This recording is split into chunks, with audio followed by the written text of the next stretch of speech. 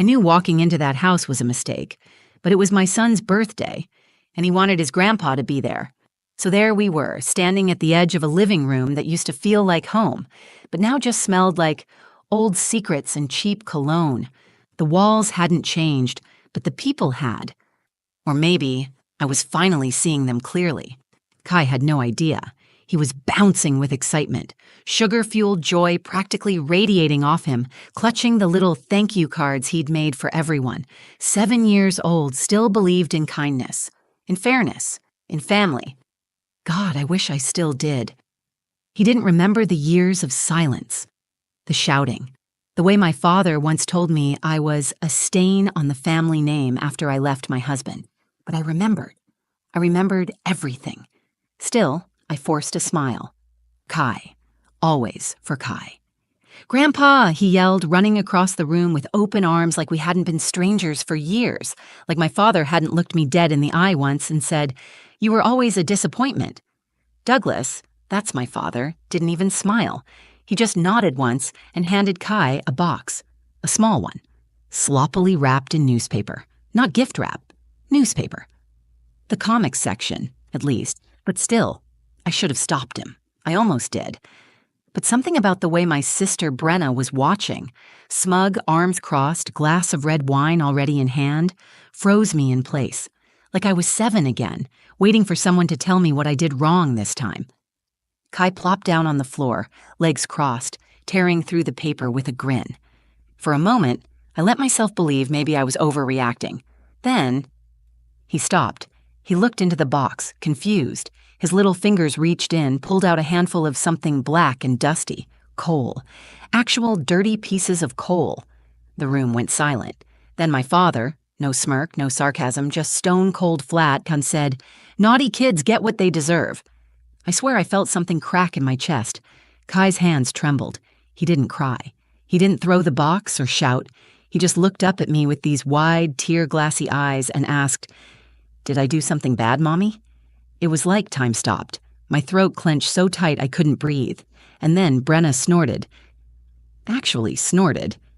And said through a laugh, "Just like his mother. Useless." That was it. I stood up, heart pounding, ready to grab my son and walk straight out that door, birthday or not. But my dad, calm, like he hadn't just humiliated a child, held up his hand. "It's okay," he said. "I got you a gift too." I turned to him, every muscle in my body screaming to run, but he handed me a plain envelope. "There's something inside I think you should see. Found it in your mother's attic," he said. Figured it was time. I didn't want it. I didn't want a damn thing from that man. But something about the way he said it, the look in his eyes, almost smug, but hollow, made me take it. Inside was a photo. Old, faded, just a photo. But when I saw what was in it, everyone in that room gasped. I don't talk about my past much.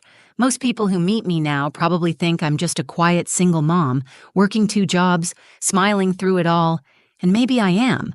But what they don't see, what I never really let them see, is where I came from and why I left. After my divorce, I moved back into the house I grew up in. My mother had passed away a year before, and it sat empty, gathering dust and silence. It was the only place Kai and I could afford. I told myself it was temporary, just until I got back on my feet. But something about the house, it pulled me back in. Not the warmth of it, that had left with her, but the ghosts. My mother, Ruth, was the only softness in that house. She had this calm to her, like no matter what was happening, she could slow the storm with just a look. My father, Douglas, he was the storm. Former Navy, no nonsense, no excuses, no emotion, unless you count disappointment. I think the last time he hugged me was before I was old enough to remember. He always wanted sons. He got me. And then 3 years later, my sister Brenna, who became everything I wasn't. Loud, opinionated, perfect in his eyes. She got straight A's, won pageants, followed his rules. I didn't. I got pregnant young. Married the wrong man for the wrong reasons. Stayed too long. Left too late.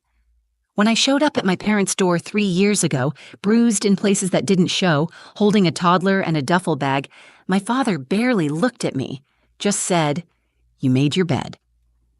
I remember standing there, wondering if he even saw his grandson, or if I was still just a stain he couldn't scrub out of his life. Brenna showed up the next day with a bottle of wine and that fake sympathy smile she wore like makeup. She looked at Kai like he was a stray dog. "He's got his father's eyes," she said. That was the first, but not the last, time I wanted to slap her. I stayed in that house just long enough to get on my feet, found work at a local bakery, took night shifts at a gas station on weekends, put Kai in daycare, saved every dollar I could. And once I had enough, I rented a tiny apartment on the other side of town. It wasn't much, but it was ours. Still, I wanted Kai to know family, or at least I wanted him to believe in the idea of it. So every now and then, I let him visit my father. Short visits, supervised, controlled. And to Kai's credit, he loved his grandpa. Kids are like that. They don't see the cracks. They only see the moments you smile. So when his birthday came around and he said, "Can Grandpa come?" I hesitated, but he looked so hopeful, and some part of me, the part that still believed my father had something human left in him, said yes. I even agreed to have the party there.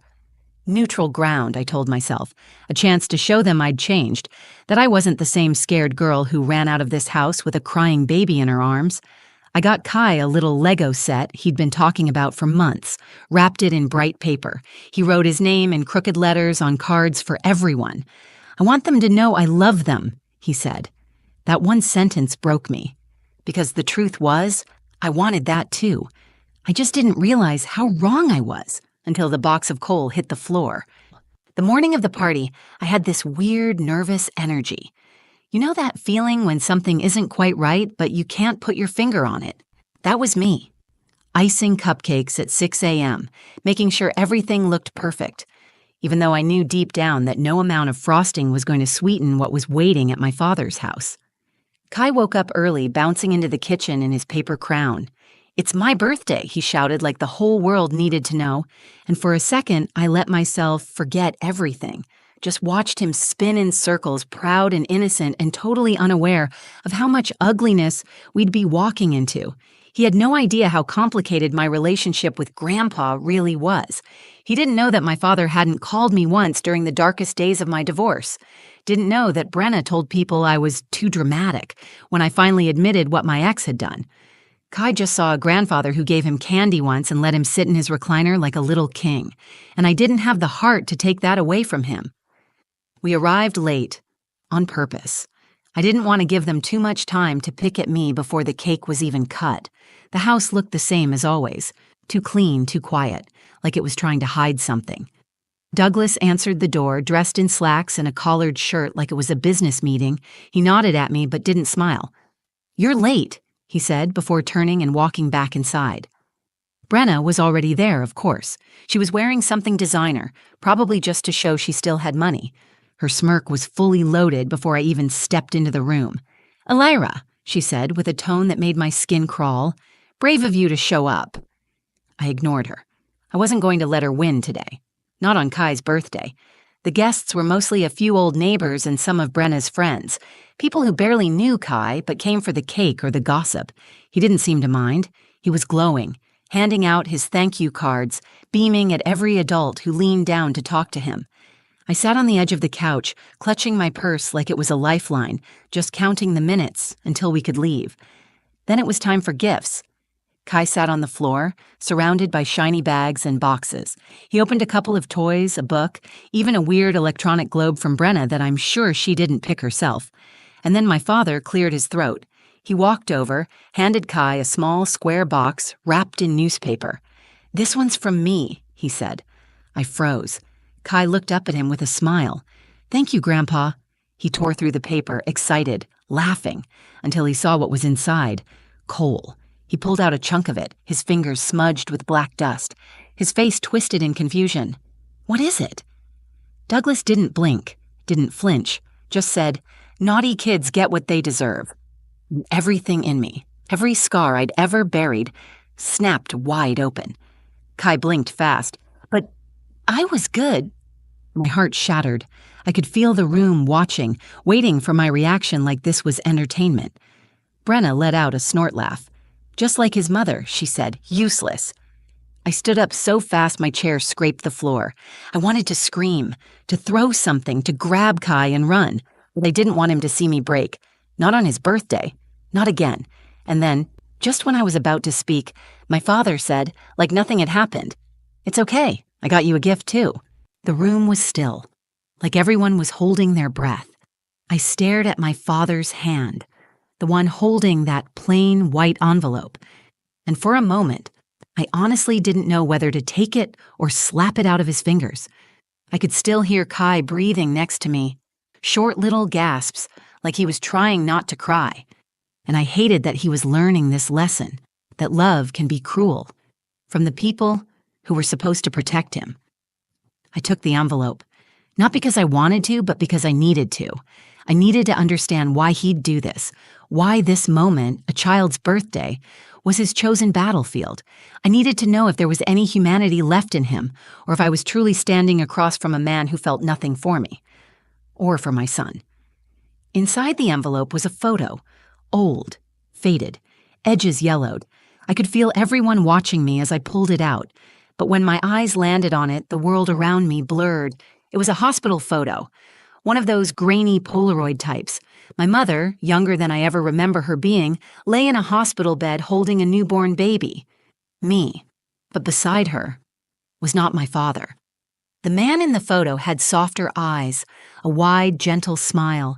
His hand was wrapped around my mother's as she held me, and the way he looked at her, it was love. It was obvious, undeniable. On the back of the photo, written in my mother's careful, looping handwriting, "Illyra, born from love, always remember that." My hands started to shake. "What is this?" I whispered. Douglas folded his arms, his face unreadable. "Your mother had her secrets. Figured it was time you saw one of them." My heart slammed against my ribs. "You're saying he's not you?" I asked. He didn't answer. Brenna laughed nervously. "What is this, a joke?" Douglas looked straight at me. "You were never mine." My breath caught in my throat. Suddenly, everything made sense. The way he looked at me growing up, the coldness, the resentment, the impossible standards, the feeling I never belonged, because I didn't, at least not to him. "You knew?" I asked. "All these years?" His jaw clenched. "Your mother told me the truth the day she died. She wanted me to forgive you. I told her there was nothing to forgive, that you were never mine to begin with." I stood there, stunned, not because of the photo, but because in that moment I realized something else. He didn't hate me because I failed. He hated me because I existed. And suddenly, everything inside me that had ever begged for his approval, everything that still craved even a shred of love from him, burned away. I turned to Kai, who was sitting quietly on the floor, hugging his knees. And I made a choice. Maybe the first real free choice I'd ever made. I kneeled beside him, wiped the dust from his hands, and said softly, "You didn't do anything wrong. You are not what they say. You are good. You are so good." His lip trembled. "Then why did he give me coal?" "Because he's wrong," I whispered, "and we're done letting wrong people tell us who we are." Then I stood, looked my father in the eyes, and said, "I may not be your daughter by blood, but I was a child in your house. And you chose cruelty, over and over again. So this ends today." I picked up Kai, grabbed our coats, and walked toward the door. And just before I stepped out, I turned one last time and said, "That man in the photo? He may not be here now, but he loved me, and I will never let my son wonder if he's loved." The front door was in sight. My hand was on the knob. Kai's arms were wrapped tight around my neck, his little body still tense, his face pressed into my shoulder like he was trying to disappear. I should have kept walking, but I didn't. Something in me, not out of pride, not out of pettiness, but out of clarity, made me stop and turn back. The room had fallen into an uncomfortable quiet. My father stood like a statue, arms crossed. Brenna sat stiffly on the armrest of the couch, chewing the inside of her cheek like she was trying to process what had just happened. I held up the photo. My voice didn't shake. "You know what the real difference is between you and the man in this picture?" I asked. Douglas didn't answer. This man, whoever he was, he showed love in a single frame. He didn't have to be angry. He didn't have to prove anything. He just held her hand and smiled. And that one picture says more about who I am than anything you ever gave me. Still, nothing. So I kept going. I used to lie awake wondering why I was never enough for you. Why no matter how hard I tried, I couldn't break through whatever wall you built between us. But now I get it. I was never broken. You were. And instead of healing, you passed that pain on. Over and over, I looked down at Kai. His eyes were wide, but he was watching, really watching. And I realized he wasn't just learning what family wasn't. He was learning what standing up for yourself looked like. You gave my son Cole, I said, shaking my head, on his birthday, because somehow, in your twisted logic, that was discipline. But let me tell you something. What you call discipline, I call emotional abuse, and it ends here. I placed the photo gently on the table, like it deserved better than to be in his hands. Brenna finally spoke. This is insane. You're blowing everything out of proportion. You don't even know who that man is. He could be... I don't care who he was, I interrupted. I don't care if he disappeared the day I was born. What matters is, in one photo, he showed more humanity than I've seen in this house in 30 years. Then I turned to my sister. And you, I said. You laughed when your nephew was humiliated, like that was normal, like it was a punchline. You might think you're above all this, Brenna, but you're just another branch on a dying tree. Her mouth dropped open, and for once she didn't have a comeback. I adjusted Kai on my hip and looked back at the room one last time. You want to talk about who's useless? Try living your whole life with a heart made of stone and a legacy of silence. I may have fallen, I may have failed, but I never stopped feeling. And that's why I'll never be like you. With that, I opened the door. The cold air hit us like a reset button. As I stepped out, I felt lighter, not just because I was walking away, but because for the first time in my life, I wasn't carrying their shame anymore. I wasn't broken. I wasn't less than, and neither was my son.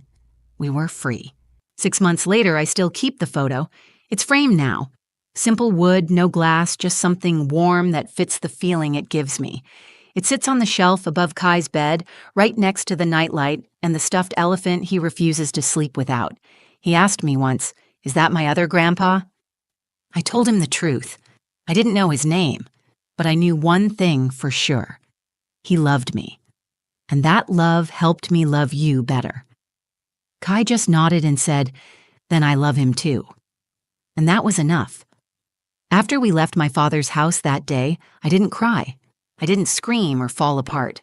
I just sat in the car, holding my son's hand while he finished the cupcake I'd saved for him in the glove box.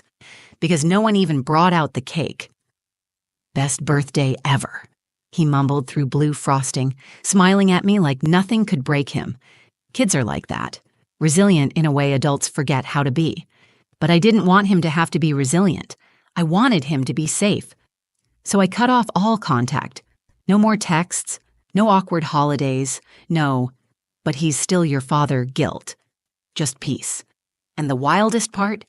Once I stopped trying to force the people who hurt me to see me, I started seeing myself more clearly than I ever had. I started therapy, real therapy, not the quick fix kind, the messy, honest, dig through the dirt kind. I unpacked everything. The way my father's silence shaped my self-worth, the way Brenna's cruelty mirrored my own inner voice, the way I kept giving chances to people who only handed back disappointment. And somewhere in all that, I stopped blaming myself. I realized I was never the broken one. I was just raised in a place that called love weakness and shame discipline. But I had broken the cycle. I had drawn a line in the sand, and I had chosen my son, chosen us, over the illusion of family. Kai flourished. He started drawing pictures of superheroes with glasses and moms with capes. He told his teacher I was the bravest girl in the world. And for the first time since leaving my marriage, I started to believe I might actually be strong. One night, as I was tucking him in, he asked, "Are you happy now?" I paused, not because I didn't know the answer, but because it meant something that he asked. "I'm getting there," I said. And it was the truth. We may not have big birthday parties or grandparents who send cards, but we have Sunday pancakes and homemade forts and bedtime stories whispered under the covers. We have laughter in a house that once only knew silence. We have each other. And as for the photo, it's not just proof of a man I never met. It's proof that I was wanted, that I came from love, and that love survived, even if it had to skip a generation to come alive again. So if you're out there, someone like me, trying to make sense of pain that's been handed down like an heirloom, hear me when I say this. You are not your father's cruelty. You are not your sister's bitterness. You are not what they said about you when they thought you weren't listening. You are allowed to outgrow your roots, and you're allowed to build something better from the ashes. Sometimes the greatest gift doesn't come in a box. Sometimes it comes in the form of freedom. And sometimes it comes in the form of a photo that finally tells the truth. If this story hit home for you, if you've ever felt out of place in your own family, or like you were carrying pain that wasn't yours to carry, I want you to know you're not alone. We don't get to choose the family we're born into, but we do get to choose the kind of legacy we leave behind. And that choice? It's more powerful than we're ever taught to believe. So whether you're healing from your past, protecting your peace, or just trying to raise the next generation better than the last, you're already doing something incredible. If this story moved you, helped you reflect, or just made you feel seen, I'd love it if you gave it a thumbs up, shared it with someone who might need it, and dropped a comment below. Tell me your story. I read them all. And if you want more true, raw stories like this one, don't forget to subscribe to the channel and turn on notifications, because we're building something honest here, together. Thank you for watching, and remember, your story matters.